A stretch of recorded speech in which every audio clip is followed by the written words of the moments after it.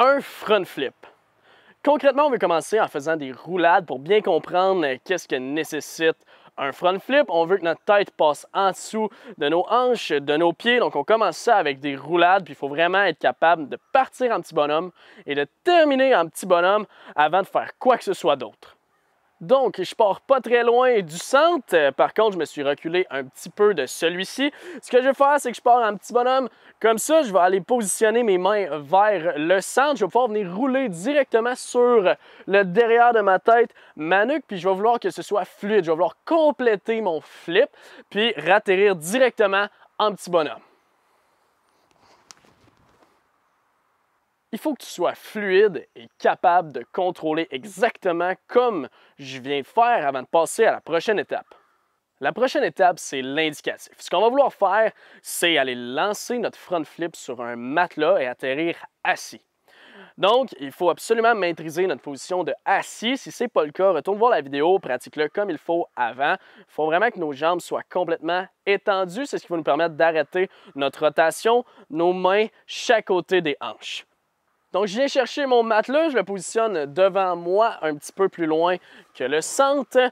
Je rappelle, si tu as un coussin, un oreiller, peu importe c'est quoi, mais je veux quelque chose qui te permet de ne pas te blesser. Et en plus de ça, c'est que ça prend quand même une partie du bounce de la trampoline. Donc ça, c'est exactement ce qu'on veut pour nos progressions.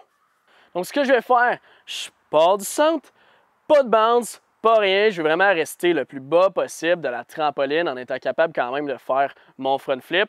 Il faut absolument que tu saches qu'il faut toquer en cowboy. Qu'est-ce que ça veut dire? C'est que tes genoux ils doivent être à l'extérieur pour laisser la place à ton visage, à ta tête de passer si jamais elle va cogner ou qu'elle va fouetter vers l'avant. Si tu toques, tu fais ton front flip, les genoux collés, c'est la chose la plus dangereuse qui existe. By the way, j'ai déjà perdu une dent à cause de ça. Elle avait sorti du trou, je l'ai repoussée dedans.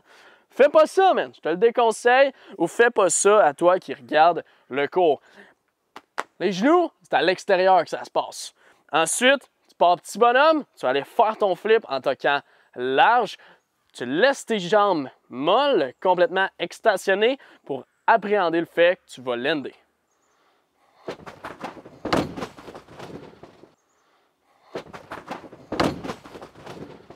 Si tu as bien remarqué, j'ai pris le temps d'aller chercher de la hauteur. Même si je n'ai pas sauté, j'ai quand même pris le temps d'aller chercher ma pleine amplitude. Je suis venu toquer cowboy. Ensuite, j'ai tout lâché pour que mes jambes puissent s'agrandir, être vraiment à leur pleine extension, puis m'arrêter lorsque j'arrive sur la toile.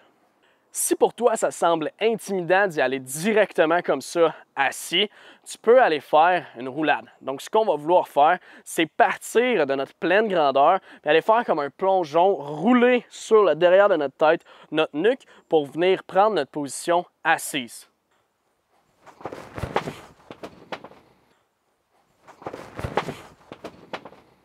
Si jamais vous n'avez pas de matelas, vous pouvez faire la progression logique suivante. Le 4 pattes dos, petit bonhomme. Je vous fais la démo. Vous allez pouvoir partir ici en petit bonhomme. Vous allez tomber à 4 pattes, vous allez prendre le bounce, atterrir sur le dos et revenir sur vos pieds. En atterrissant à 4 pattes, en premier lieu, ça limite les risques. Vous avez moins de hauteur. C'est plus facile de passer notre tête sous nos hanches, donc de faire notre flip. En atterrissant sur le dos, ça vous permet de bien revenir sur vos pieds. Vous allez comprendre votre flip. Pour faire un front flip, il y a 3 choses vraiment importantes. La première, ouvre tes yeux, sinon tu ne verras rien. La deuxième, laisse tes pieds monter à l'arrière. Si tes pieds ne kickent jamais vers l'arrière, tu vas te retrouver à lander toujours carpé, tu n'auras pas de flip, il n'y aura pas de snap. Laisse tes pieds monter à l'arrière. Troisième chose, imagine que tu as une barre, un balai, imagine ce que tu veux, une barre droite à la hauteur du chest. Si tu as bien vu durant mes démos, je vais prendre le temps d'aller chercher mon amplitude avant de soit plonger ou de flipper. Si tu tires la tête entre les deux genoux, tu ne seras jamais capable de faire un beau front flip. Imagine que tu as une barre et que tu veux passer par-dessus. Même que tu peux avoir un ami qui te met un balai à cette hauteur-là pour que tu puisses pratiquer comme il faut la bonne technique de comment faire un front flip. Donc, ce qu'on veut, c'est que le balai nous arrive environ à la hauteur des pecs, environ ici au sternum, en fait. Donc, on l'a à peu près au sternum, ça va nous permettre d'aller chercher notre amplitude, nous obliger, puis anyway, même si tu cognes le manche, il va simplement se tasser, il n'y a aucun risque. Donc, tu restes là, tu es prêt? Je vais aller effectuer ma manœuvre, je vais vraiment venir masser, je pars sans bond, je pars sans bond, vous avez vu comment j'ai dû aller haut, chercher de l'amplitude, j'ai presque over-rotate. C'est exactement ce qu'on veut pour apprendre comment bien faire un front flip. Effectivement, mon visage est passé près du balai, mais si vous êtes la personne qui tient le balai, n'hésitez pas à la tasser, ça ne dérange rien. L'important, c'est qu'elle reste là lors de notre take-off pour que la personne qui effectue la manœuvre ait la bonne amplitude.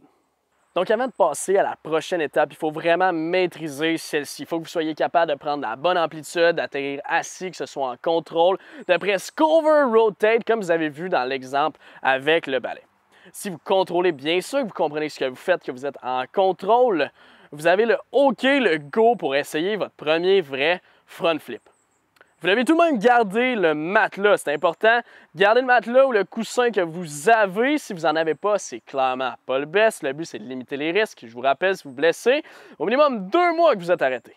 Donc, limitez les risques, essayez d'avoir un matelas. Si vous maîtrisez bien ça, vous êtes désormais prêt à sender. Donc, on a notre matelas, on est prêt à l'essayer. Ce que je veux faire lorsque je fais mon front flip, vous n'avez pas oublié les 3 points les plus importants. Je laisse monter mes pieds. J'imagine la barre, j'ouvre mes yeux. Il y a aussi le cowboy. Si vous n'êtes pas un cowboy, ça va être dangereux. On toque large. Donc, je pars du centre de la trampoline, j'approche le matelas le plus près possible sans qu'il me gêne. Je pense aller chercher une bonne amplitude, kicker mes pieds. Je vous fais ça à l'instant.